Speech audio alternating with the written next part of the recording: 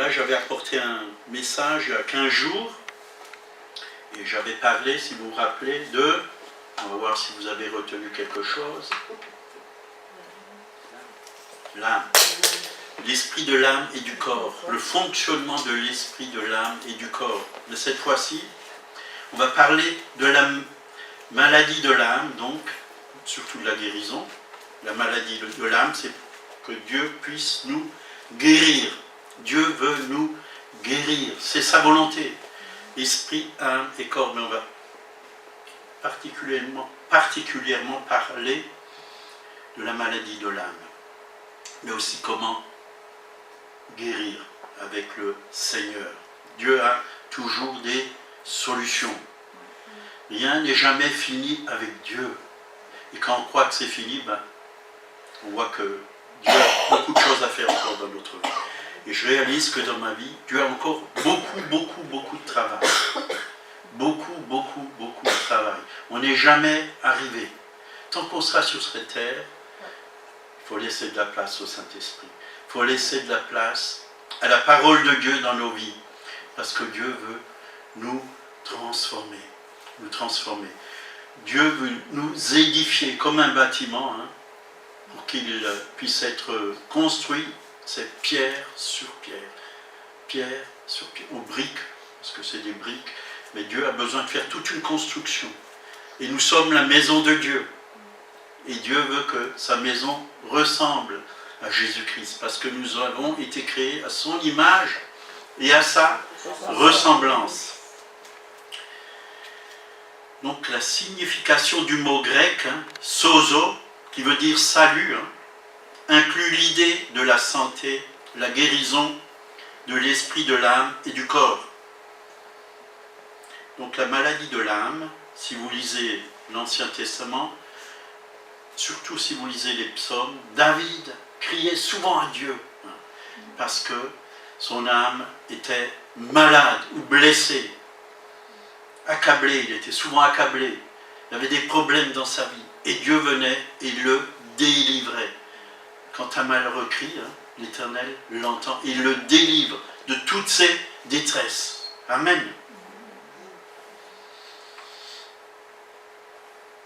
Donc c'est un problème du cœur de l'homme. Les blessures de l'âme est aussi appelé dans la parole de Dieu un cœur brisé. Qui n'a jamais eu un cœur brisé? Levez la main. Moi j'ai déjà eu plusieurs fois le cœur brisé par des paroles qui m'ont blessé, par des choses qui m'ont fait souffrir, oui, des choses qui étaient vraiment, comment je veux dire, difficiles à vivre, qui se sont présentées sur mon chemin, des choses que j'ai vues ou entendues. Ça brise le cœur. Et il y a beaucoup de choses qui peuvent briser nos cœurs. Et dans la parole, on voit souvent des hommes de Dieu, des femmes de Dieu qui souffrent à l'intérieur d'eux. Mais Jésus est venu, Luc 4, verset 18, Jésus dit « L'Esprit du Seigneur est sur moi, parce qu'il m'a oint pour annoncer une bonne nouvelle aux pauvres. Il m'a envoyé pour guérir ceux qui ont le cœur brisé. » Il m'a envoyé pour guérir ceux qui ont le cœur brisé. Sans l'Esprit de Dieu, Jésus n'aurait pas pu guérir ceux qui ont le cœur brisé. Nous aussi, nous avons reçu, si nous appartenons à Jésus, le Saint-Esprit.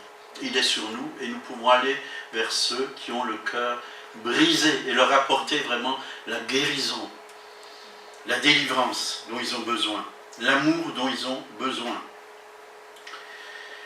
Aussi dans le psaume 23, versets 1 à 3, il nous est dit « L'Éternel est mon berger, je ne manquerai de rien. » Ce verset m'a beaucoup aidé, surtout quand j'étais jeune converti, parce que je manquais de tout. Je manquais de tout. Quand je me suis converti, j'avais qu'un jeans, une chemise, et tout le reste j'avais jeté. Briquets, cigarettes, tout ça. Dieu m'a libéré, la drogue, Dieu m'a libéré. J'avais rien. Et Dieu m'a tout donné. Parce que j'ai proclamé sa parole, comme David, il a dit, l'Éternel est mon berger. Quand Dieu est notre berger, donc on ne manque de rien. On n'a pas besoin d'être des mendiants, aller vers les autres pour demander de nous aider. Non, il faut se tourner vers Dieu, parce que c'est lui qui pourvoit à tous nos besoins selon sa richesse, avec gloire en Jésus-Christ. Il me fait reposer dans de verts pâturages. Oh, les verts pâturages, c'est agréable. Maintenant, il y en a plein. On est au printemps. C'est même fleuri. Vous voyez, c'est pas seulement vert, mais il y a des fleurs, il y a des violettes, il y a des pâquerettes, il y a des primaires, hein, et il y a toutes sortes de fleurs. Et c'est beau, c'est paisible. Il me dirige près des eaux paisibles. La paix, moi j'aime beaucoup entendre le bruit de l'eau couler. Ça fait du bien à l'âme. Il restaure mon âme. Et ça, on en a vraiment besoin d'être restauré. Quand on a faim et qu'on se restaure, ça fait du bien. Quand on mange, bien sûr, il ne faut pas trop manger, sinon on est mal. Il me conduit dans des sentiers de la justice à cause de son nom. Donc le bon berger de nos vies apportera la restauration de nos âmes. Et c'est vers lui qu'il faut aller. Je crois que c'est le meilleur. Hein. C'est vraiment le meilleur des médecins. Il sait vraiment tout ce dont nous avons besoin. C'est lui qui nous a créés. Il sait comment nous fonctionnons. Et il sait ce qui manque à nos vies. Il sait comment réparer les choses qui ne fonctionnent plus dans nos vies. Quand on est blessé, quand on souffre, il peut enlever la souffrance, la douleur. Il peut mettre la paix et la joie et l'amour dont nous avons besoin.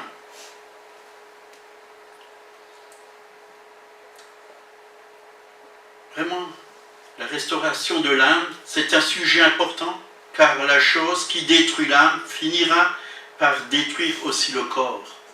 Ça commence toujours à l'intérieur, et ça se finit dans le corps. Hein. Si vous avez de la haine envers quelqu'un, et que vous pensez toujours à cette personne, et que vous ne lui pardonnez pas, vous allez ruminer envers elle, vous allez lui en vouloir, et ça peut même vous empêcher de mal digérer, d'avoir des aigreurs d'estomac, et d'avoir des problèmes dans votre corps, ou des souffrances.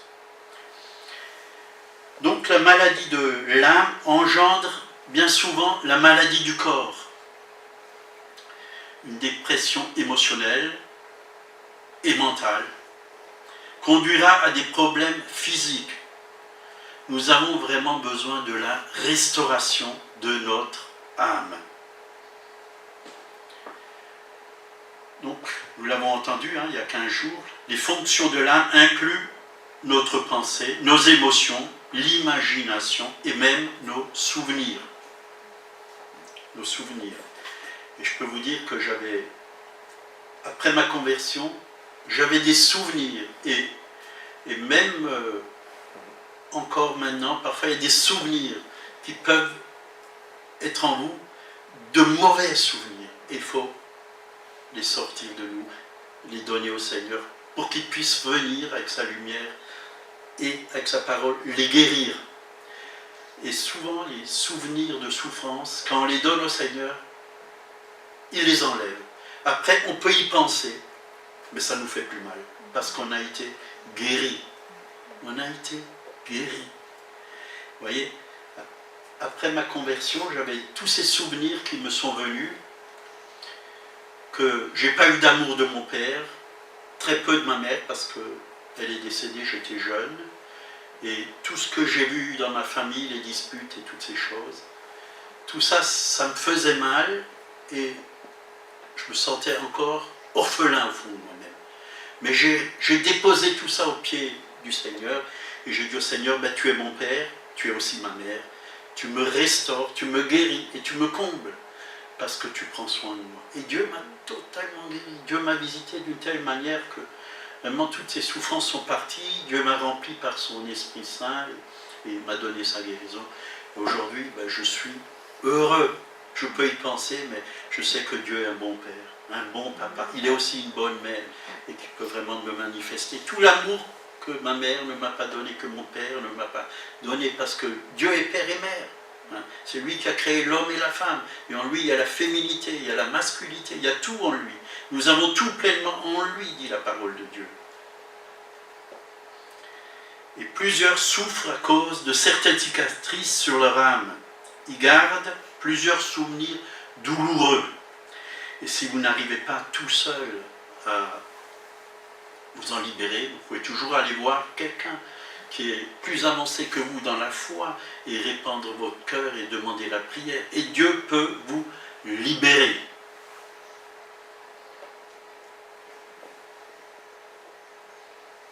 Donc nous avons besoin de guérison interne. Certains l'appellent la guérison intérieure, au-dedans du cœur. Et c'est ce que Dieu veut faire. Nos pensées, nos souvenirs et nos émotions ont besoin de guérison. L'âme a besoin de libération. C'est tout un processus, la guérison de l'homme. Donc ça commence par une rencontre avec Jésus.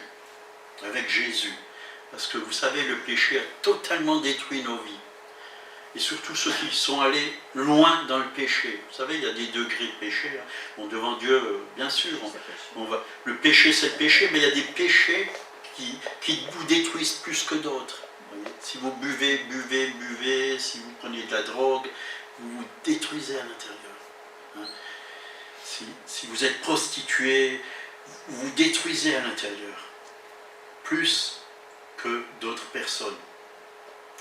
Mais la guérison, ça commence avec une rencontre avec Jésus. Et je me rappelle toujours, c'était un matin de mai, très tôt le matin, j'étais dans un festival rock, et vers 4 heures du matin, 4-5 heures, le jour se levait, et je suis sorti, puisque je ne me sentais pas bien dans ce festival, je sentais comme quelque chose m'étouffer, comme si quelqu'un mettait ses mains sur mon cou et m'étouffait. Et là, je suis sorti, j'avais reçu un traité, j'avais mis dans ma poche, veste de jeans, et je l'ai sorti. Et dès que j'ai eu le nom de Jésus, j'étais avec un jeune copain, j'ai senti la présence de Dieu sur moi. Une paix, une douceur. Et tout de suite, je me suis dit, tiens, Dieu nous cherche. Et mon collègue, il a dit, on est certainement destinés à être des enfants de Dieu. Et c'est là que tout a commencé, qu'il y a eu vraiment un déclic. Et on ne savait pas quoi faire, bien sûr.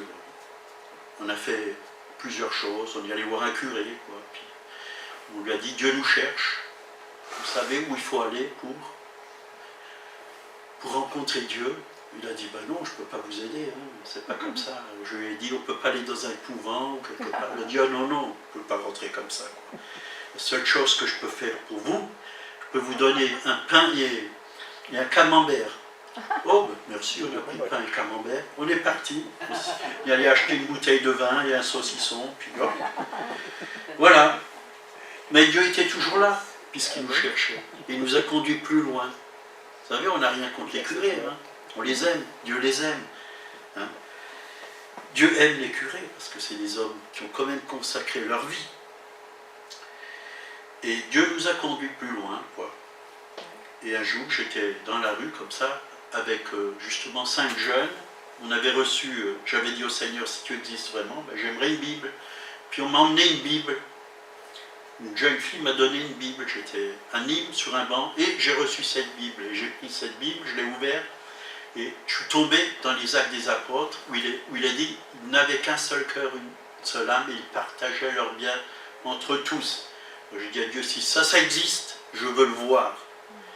Et pendant qu'on avait mis la Bible sur le trottoir, on était assis là, on était tous assis, il y en a un qui jouait de la guitare, et on demandait de l'argent, on faisait la manche, on avait mis un chapeau.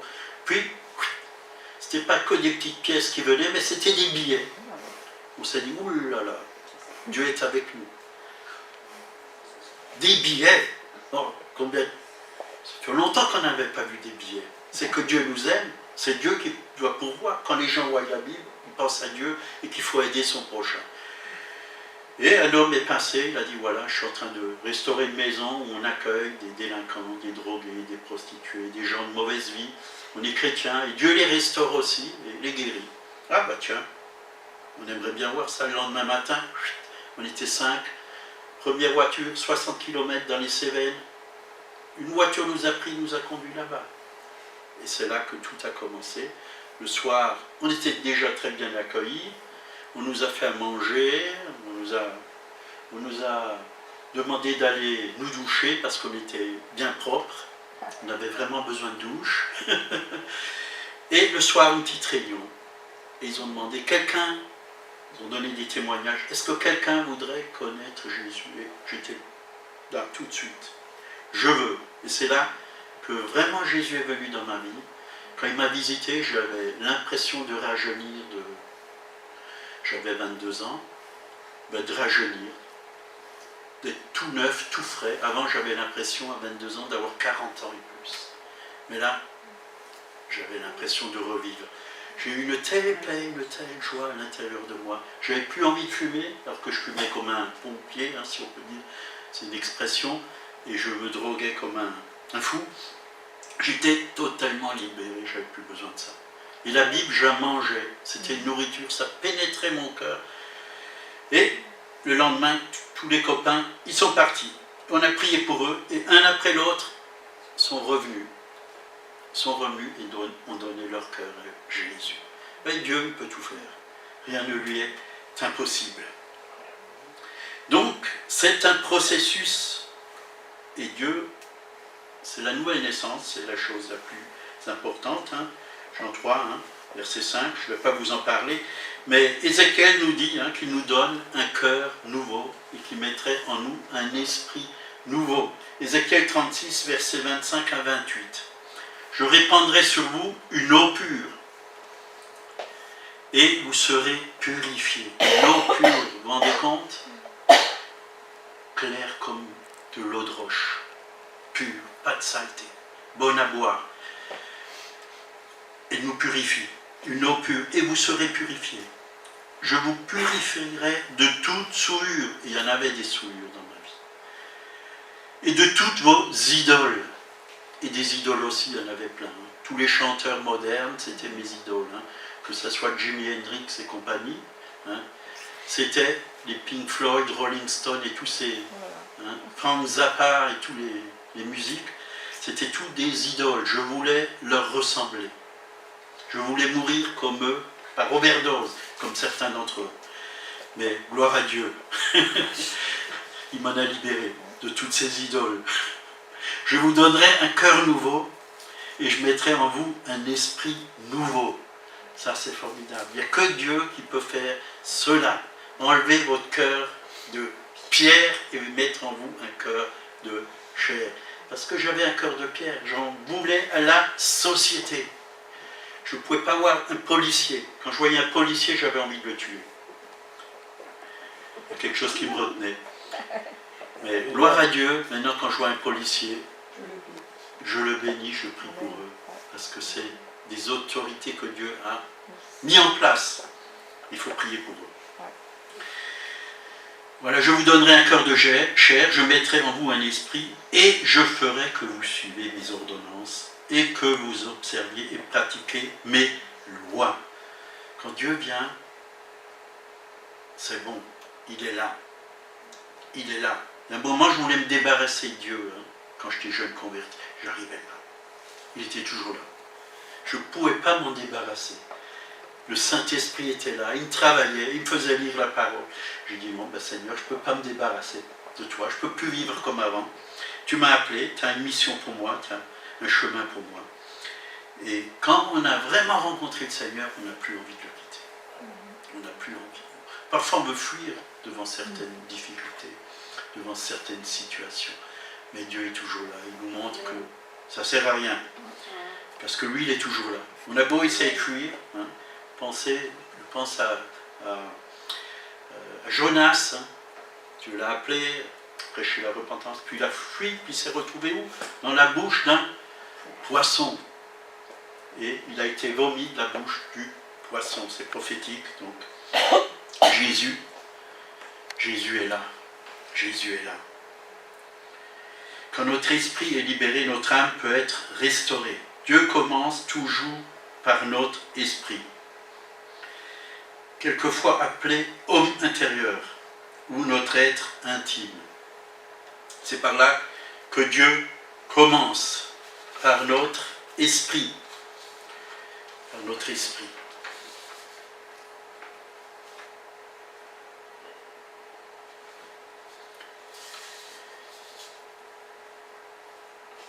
Donc on voit dans Jean 7, 37 et 38, le dernier jour, le grand jour de la fête, Jésus se tenant debout s'écria, si quelqu'un a soif, qu'il vienne à moi et qu'il boive. Celui qui croit en moi, des fleuves d'eau vive couleront de son sein, comme dit l'Écriture.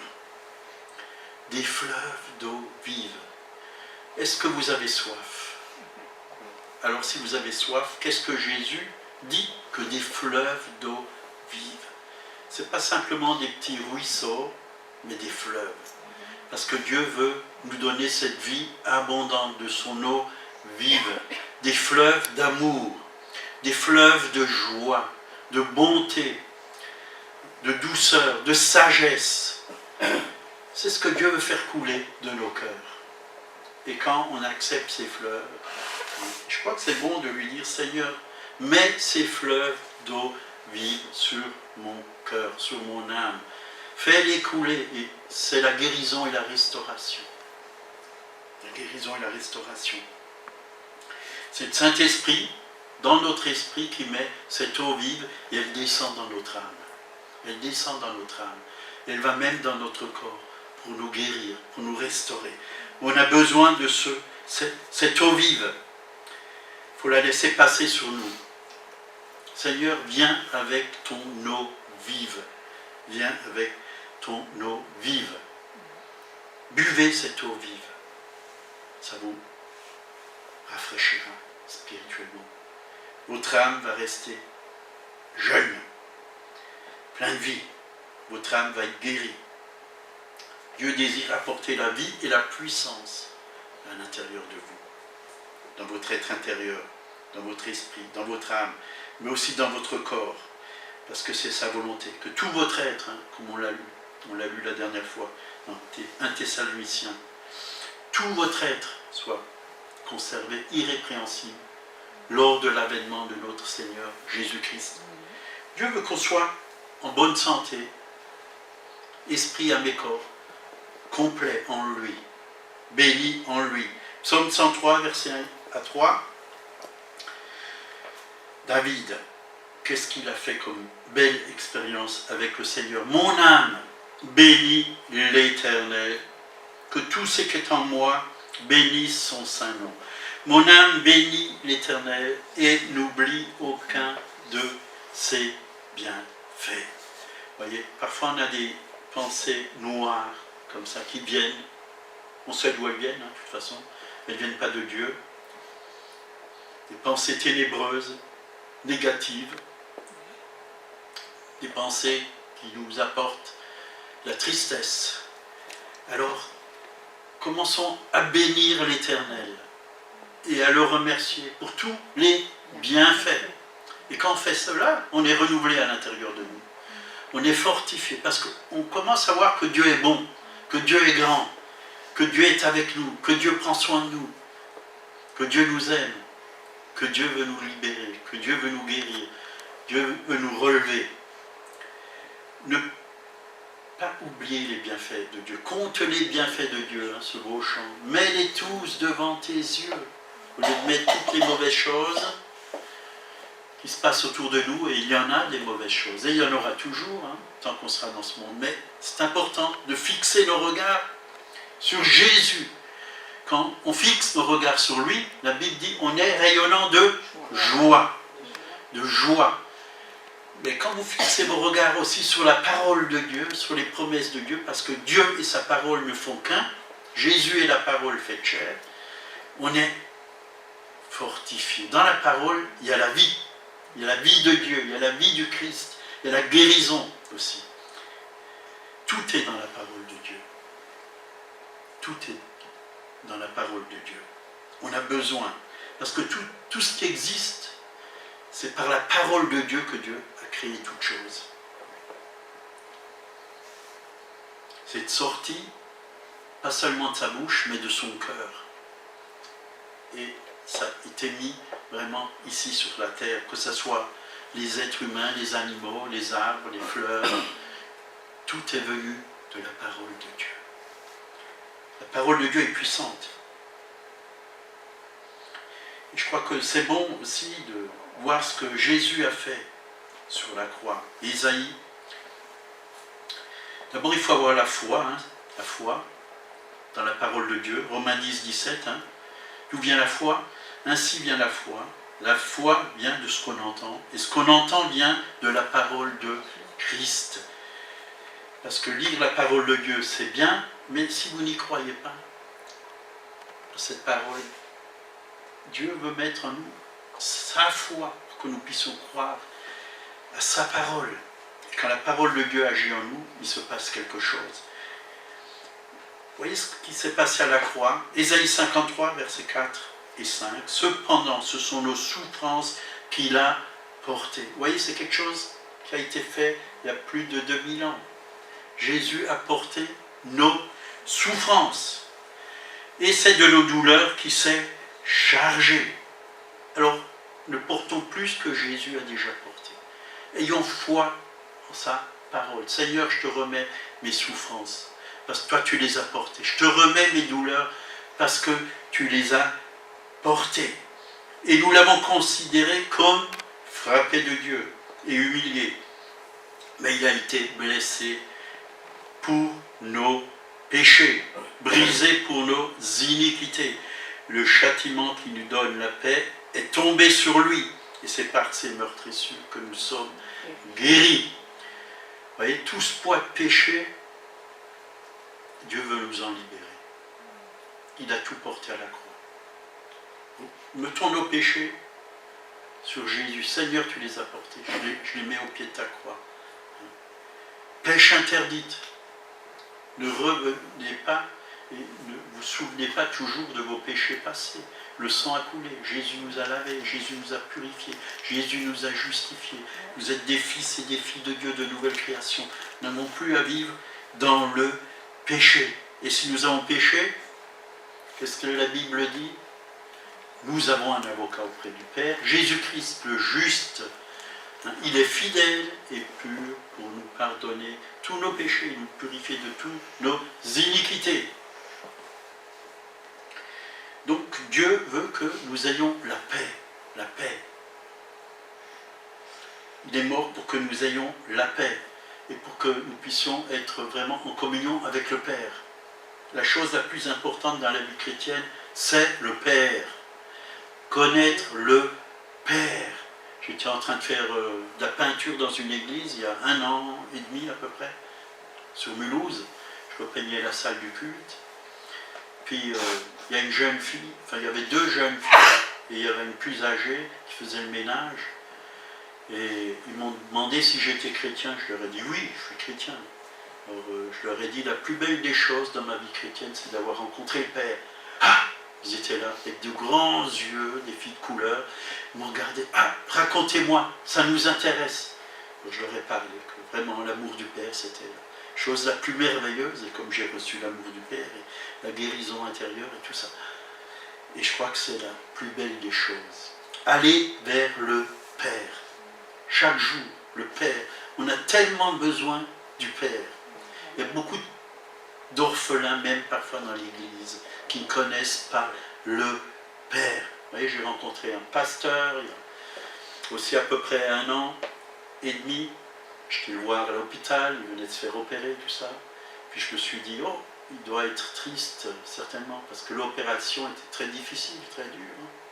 Et puis j'ai toqué à sa chambre, puis j'ouvre la porte, il était tout souriant, tout souriant. Alors je lui dis, comment vas-tu?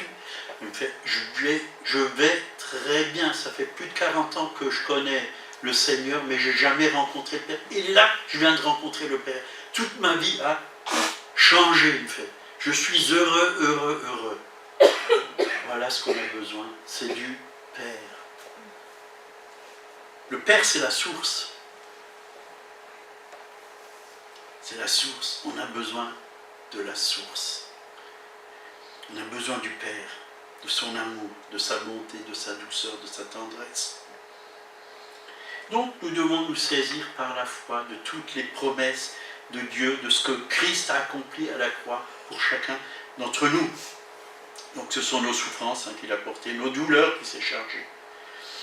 Psaume 19, verset 8. Là il nous a dit, la loi de l'Éternel est parfaite, elle restaure l'âme. On peut dire aujourd'hui, la parole de Dieu restaure l'âme. On a besoin de lire la parole de Dieu. Pas simplement la lire comme ça, mais demander au Saint-Esprit.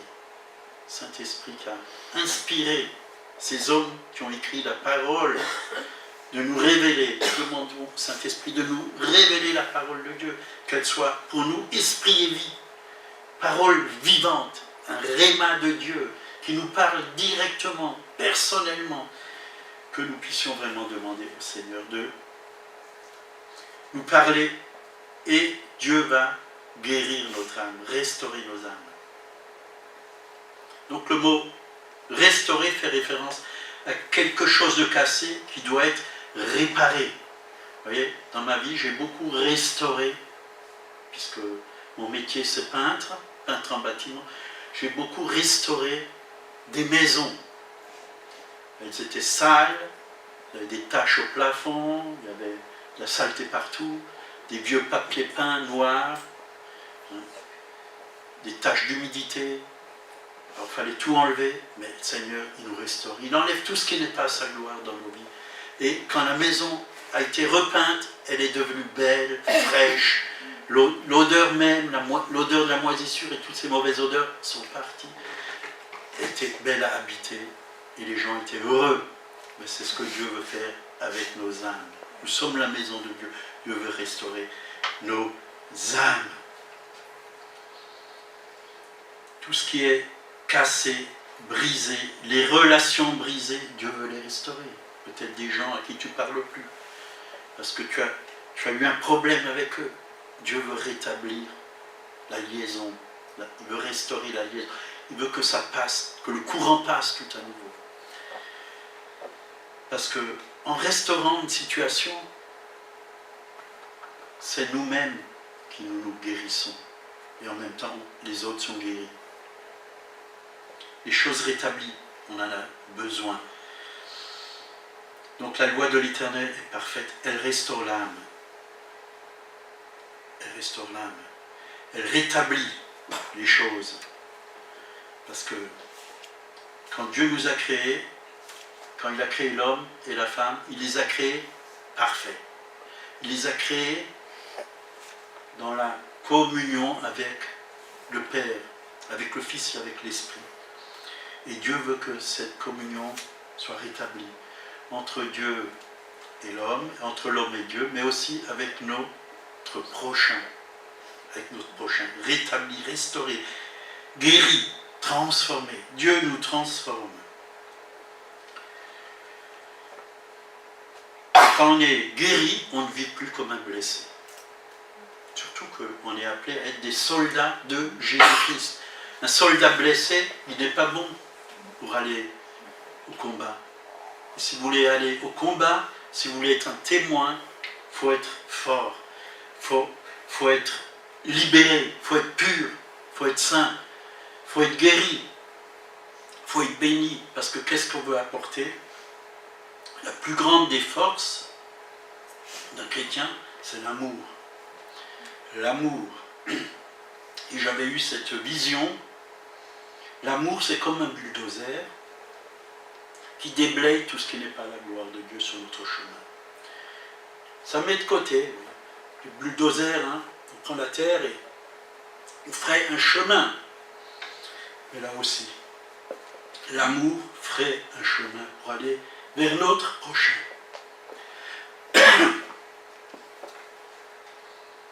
1 Pierre 2, verset 11. Bien-aimés, je vous exhorte comme étrangers voyageurs sur la terre à vous abstenir des convoitises charnelles qui font la guerre à l'âme. Des convoitises charnelles, vous voyez ce que ça fait? La guerre à l'âme. Le péché endommage nos âmes. Et le Seigneur nous avertit, hein. Il y a le fruit de l'esprit, Dieu est pour cela, c'est ce qu'il nous donne, il met la paix, la joie, l'amour, la bonté, la douceur, la maîtrise de soi, hein, et le reste. Mais il nous est aussi dit, dans Galates 5, versets 19 à 21, « Or les œuvres de la chair sont manifestes. Ce sont l'impudicité, l'impureté, la dissolution, l'idolâtrie, la magie, les animosités, les disputes, les divisions, les sectes, l'envie, l'ivrognerie, les excès de table et les choses semblables. Je vous le dis d'avance, comme je l'ai déjà dit, ceux qui commettent de telles choses n'hériteront point le royaume de Dieu. » Vous voyez, le chrétien est appelé à vivre dans la sanctification, dans la sainteté. Et c'est sûr que Dieu a un travail dans nos vies. Tout ne part pas comme ça, d'un coup, comme un coup de baguette magique. Ça prend du temps parfois. Mais Dieu ne va pas nous demander de tous nous débarrasser d'un coup. Mais il va nous montrer chaque fois un peu plus, chaque fois un peu plus, chaque fois un peu plus. Et il y a encore ci, et il y a encore ça, et il y a encore ci. Et toute notre vie, il y aura des choses à mettre de côté. Dire, Seigneur, oui, ça ne vient pas de toi. Je mets de côté. Les choses semblables n'hériteront point du royaume de Dieu. Et c'est vrai qu'on aime beaucoup de choses. Et c'est vrai qu'on aurait vite fait de faire des excès, même des excès de table, le boire, le manger, tout ça. On aime ça, la chair, elle aime ça. Hein. Les bons desserts. Hein. Vous pourrez parfois prendre 2, 3, pour ceux qui aiment cela. Hein. Moi, c'est plutôt le salami et les choses salées, quoi. Et ben, le Seigneur il m'a demandé de mettre le sel de côté ces derniers temps, de mettre le vin de côté, de mettre plein de choses de côté, plutôt de m'assagir, hein, d'utiliser moins ces choses, quoi, de faire attention. Et c'est vrai, parce que le corps, il en subit. Nous sommes le temple du Saint-Esprit. Et celui qui détruit le temple, Dieu le détruira, dit la parole de Dieu. Et nous ne devons pas vivre n'importe comment. Nous devons vivre selon la parole de Dieu. Nous devons faire attention. Attention où nous mettons nos yeux. Aujourd'hui, il y a tellement de choses mauvaises. Hein. Vous ouvrez la télé, vous voyez des femmes nues ou des choses comme ça. Il faut faire attention. Pas regarder ces choses. Internet, il y a plein de choses qui sont très mauvaises. Il faut faire attention. Nous avons un choix à faire. Nous avons à nous débarrasser de toutes sortes de choses pour marcher comme Dieu veut qu'on marche. À sa gloire, en son honneur. Dieu nous appelle à la sainteté. Psaume 41, verset 5. Je dis à l'Éternel, aie pitié de moi, David, guéris mon âme, aie pitié de moi, guéris mon âme. Voilà une prière que Dieu va exaucer. Si tu réalises ta misère, si tu réalises ton péché, David, il a commis l'adultère, il a fait des choses qui n'étaient pas à la gloire de Dieu, il a fait des meurtres. Mais il a crié à Dieu, et Dieu l'a exaucé. Aie pitié de moi, guéris mon âme, car j'ai péché contre toi. Vous voyez, ça me fait aussi penser au fils prodigue, qui a tout dépensé, hein, ses biens, bêtement, inutilement. Il a vécu dans la débauche, dit la parole de Dieu. Ben, revenons au Seigneur. Revenons au Seigneur. Et David a fait l'expérience de la guérison. Il a demandé à Dieu de guérir son âme. Il a reconnu son péché. Mais David connaissait vraiment le Seigneur, personnellement. Il connaissait le Seigneur. C'est bon d'avoir une connaissance du Seigneur.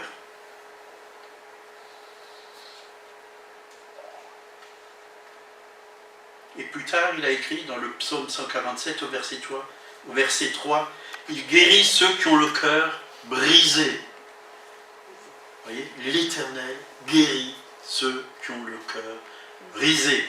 La médecine ne peut pas guérir vos cœurs brisés.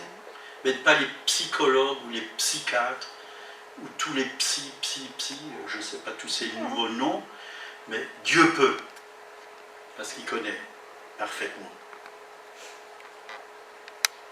ils pansent leurs blessures. Ils pansent leurs blessures. Oui. Il sait mieux faire que la médecine, parce que c'est intérieur. Oh, je ne dis pas que les médecins ne peuvent pas penser, ils peuvent vraiment mettre des pansements sur notre corps, mais sur l'âme, il n'y a que Dieu. Il n'y a que Dieu. Et comme je l'ai dit la dernière fois, les médecins soignent, mais c'est Dieu qui guérit. Dieu restaure nos âmes. C'est le plus grand des spécialistes. Et je pense à, vous savez, il y a des tableaux qui ont de la valeur, qui ont été faits par des grands artistes, des peintres reconnus internationaux, comme Picasso et d'autres. Hein. Il y en a tellement, je ne pourrais pas vous dire tous les noms parce que je ne les connais pas, mais j'en connais quelques-uns. Souvent, on retrouve des tableaux qui ont 200, 300 ans, et il y a des spécialistes qui viennent pour les restaurer. Parce que c'est des chefs-d'œuvre. Ils ont beaucoup de valeur. Et ils font ça vraiment avec soin et avec amour. Et ils essayent de retrouver vraiment les couleurs identiques. Et de les remettre en valeur. C'est ce que Dieu fait avec nous. Parce que nous sommes son ouvrage, dit la parole de Dieu. Dans Ephésiens 2, 10. Nous sommes son ouvrage, ayant été créés en Jésus-Christ pour de bonnes œuvres, que Dieu a préparées d'avance afin que nous les pratiquons. Nous sommes son ouvrage. Le mot ouvrage est traduit en grec par poème. Hein. Mais nous sommes son chef-d'œuvre. Vous voyez, Dieu a créé le ciel et la terre, et tout ce qui s'y trouve, mais la plus belle des choses qu'il a créées, c'est l'homme et la femme. C'est l'ouvrage de Dieu. C'est vraiment la chose la plus merveilleuse qu'il a créée, parce qu'il l'a mis au-dessus de tout. Quand il a créé l'homme, c'est pour qu'il domine sur tout le reste. Il l'a mis au-dessus de tout. Nous sommes son ouvrage. Et là, David l'a aussi reconnu dans le psaume 139, verset 14. « Je te loue de ce que je suis une créature si merveilleuse. Tes œuvres sont admirables et mon âme le reconnaît bien. » Voyez, vous êtes une créature si merveilleuse. Si merveilleuse. Est-ce que vous le réalisez? Vous n'êtes pas n'importe qui ou n'importe quoi. Quand Dieu a créé Adam et Ève, il les a créés vraiment à son image et à sa ressemblance. Et Dieu, il est quoi? Il est pas seulement, il est surnaturel. L'homme est un esprit avant tout surnaturel. Surnaturel. On en parlera une fois de ça. J'ai tout un message là-dessus. Et Dieu est un artiste, puisqu'il fait des choses tellement merveilleuses. C'est un artiste, c'est le plus grand des artistes. Et si vous regardez tout ce qu'il a créé, c'est tellement beau. C'est tellement beau. Surtout le printemps, quand vous observez. C'est beau. Ces beaux paysages. Ces arbres, ces fleurs, ces montagnes, ces forêts, ces lacs, ces océans, ces mers. Le ciel et les étoiles. Toutes ces choses. C'est tellement merveilleux. Mais quand il a créé l'homme, c'était la plus belle des choses. Parce que là, quand il a créé toutes choses, il a vu que c'était bon. Mais quand il a créé l'homme et la femme, il a dit c'est très bon. Très bon. Parfait. Ça veut dire parfait. Parfait. C'est quelque chose qui a été blessé en nous. Dieu va le rétablir. Comme ce chef-d'œuvre, comme ce beau tableau ou un meuble, par exemple. Parfois, il y a des beaux meubles, ils ont été peints avec des peintures blanches. Alors qu'en dessous, il y a un bois qui est tellement beau. Il faut le décaper. Parfois, sur nous, il y a des choses qui ont besoin d'être décapées, enlevées, pour être restaurées, pour qu'on puisse voir la beauté. La beauté. Et Dieu peut le faire d'un drogué, il peut faire quelqu'un de pur, d'une prostituée, quelqu'un de pur, de belle. Dieu peut tout. Et quand Dieu le fait, C'est comme si on n'a jamais péché, parce qu'il ne se souvient plus de nos péchés. On est pur, pur, pur. On est saint. Alors c'est important de venir à lui pour être restauré. Donc la vraie personne, quand on est né de nouveau, la vraie personne c'est mon esprit, c'est votre esprit. Votre esprit. Ma vraie personnalité, c'est votre esprit, parce que c'est là que Dieu vient habiter, dans votre esprit.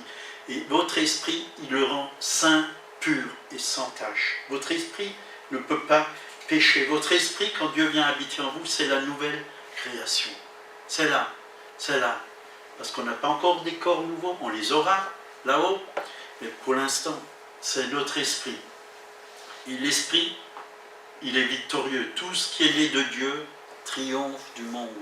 Qui est né de Dieu? C'est votre esprit qui est né dans... Tu as la vie de Dieu dans ton esprit, tu as la puissance de Dieu dans ton esprit. Mais cette puissance, elle veut descendre dans ton âme pour la restaurer. Elle veut venir dans ton corps pour la guérir. C'est pourquoi Paul, quand il parlait, il disait dans 1 Corinthiens 6, verset 17, « Mais celui qui s'attache au Seigneur est avec lui un seul esprit. » Votre esprit uni avec l'esprit de Dieu, ça c'est la nouvelle création. Et la nouvelle création, elle est victorieuse. La nouvelle création, elle ne peut pas pécher. C'est marqué dans la parole de Dieu. 1 Jean 5, 4, parce que tout ce qui est né de Dieu triomphe du monde, et la victoire qui triomphe du monde, c'est notre foi. C'est notre foi. Il nous a dit, dans Jean 5, 18, nous savons que quiconque est né de Dieu ne pêche point. Et là, très longtemps, je me posais la question, mais comment ça, on pêche tous? Oui, le corps, oui, le corps. Si on donne accès à la chair, on va pécher. Mais l'esprit, Dieu y vit, le péché ne peut pas rentrer dans votre esprit. Celui qui est né de Dieu ne pêche point, mais celui qui est né de Dieu se garde lui-même, et le malin ne le touche pas. L'esprit reste saint et pur, victorieux. L'âme, Jacques,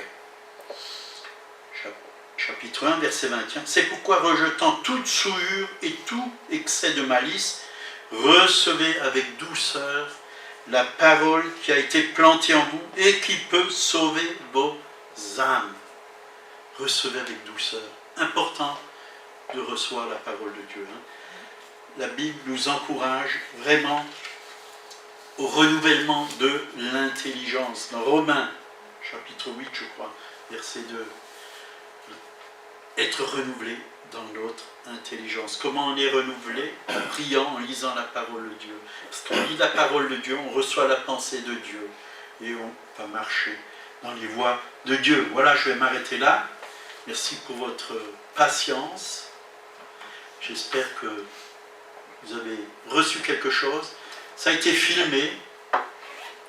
Ceux qui n'ont pas pu voir la première vidéo qui parle du fonctionnement de l'âme, du corps et de l'esprit, vous pouvez la voir sur le site de l'Église. Et celle qui va être mise, vous pouvez la réécouter et méditer là-dessus. C'est important, pas simplement écouter, quoi. Quand vous sortez d'ici, quelqu'un vous demande « Il a parlé de quoi aujourd'hui, celui qui a apporté la parole ?» « Ah ben je ne me rappelle plus. » Il ne faut pas que ça rentre d'une oreille et que ça ressorte de l'autre. Il faut que ça aille dans le cœur. Il faut que ça aille dans le cœur et que ça fasse un bon dépôt à l'intérieur de vous. Puissiez vous appuyer sur la parole de Dieu. Amen. On va prier.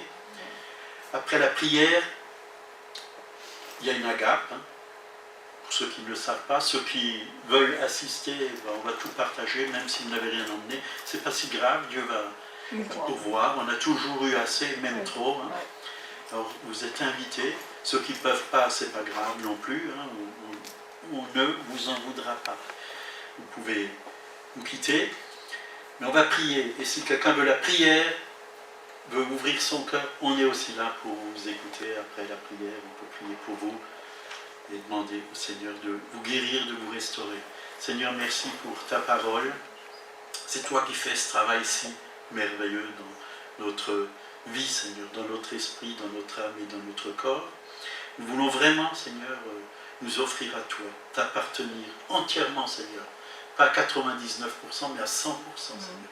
Nous voulons nous abandonner à toi. Oui, prends ma vie, Seigneur, c'est un chant que nous chantons bien souvent. Oui, prends tout, Seigneur.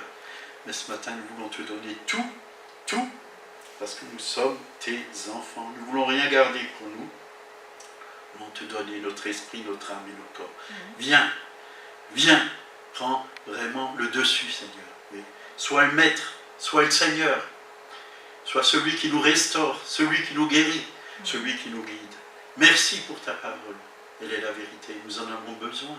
Nous avons besoin de guérison, de restauration, de libération, de sanctification. Nous avons peut-être besoin même d'abandonner encore des idoles, des péchés.